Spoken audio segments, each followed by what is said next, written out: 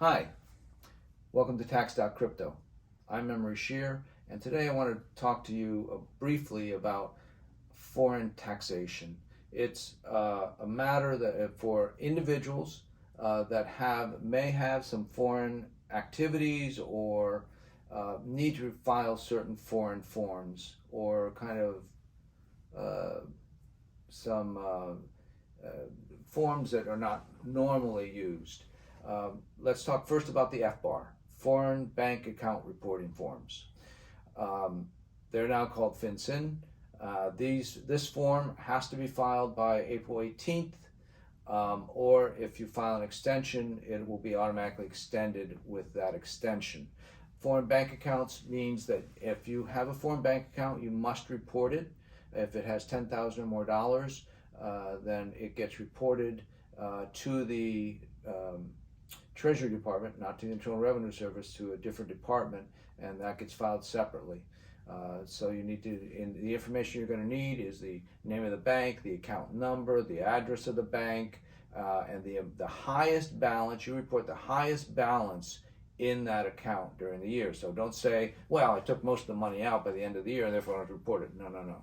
If at any point in the year you had 10,000 or more in foreign bank accounts, you need to report those accounts in there. Not only if they're not they may not be your accounts. It may be that you have signature authority on those accounts. There are different reasons why you may have some authority over it. Let's say that you have a parent that is a non-U.S. person or lives outside of the U.S. and you're a signer on the account. You need to report that as a foreign bank account. It may not even be your account, but it gets reported. There are penalties up to 50% or even sometimes 70% of the account balance if you don't report it. Another important account or item overlooked for foreign activities is if you received any money as a gift or as an inheritance from a foreigner, a non-U.S. person.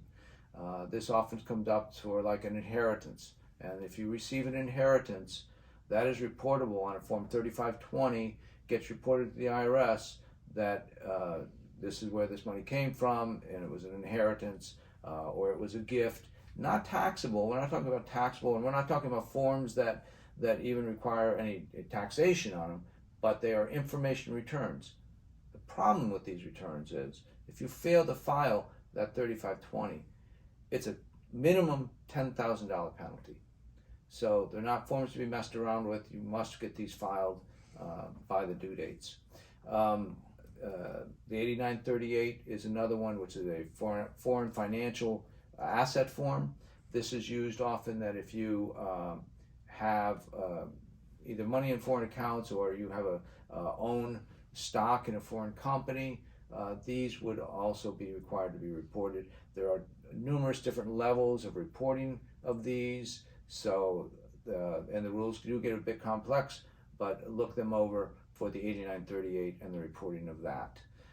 Foreign tax credits, if you do have income, often from dividends out of foreign companies, and if you own mutual funds, you'll see these all the time. You'll see foreign taxes taken out of these dividends that you earned from a broker, and it's like, it's $5, it's $10, sometimes it's a couple $100, and people don't really know what to do with it.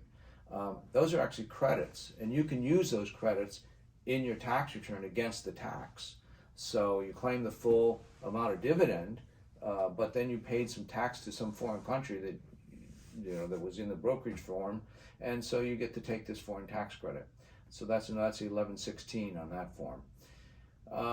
So those are the major forms dealing with most of the people. There are other forms, 5471s, that may, if you have transactions between foreign companies where you have foreign companies, they might also be involved, but the other ones are the most common.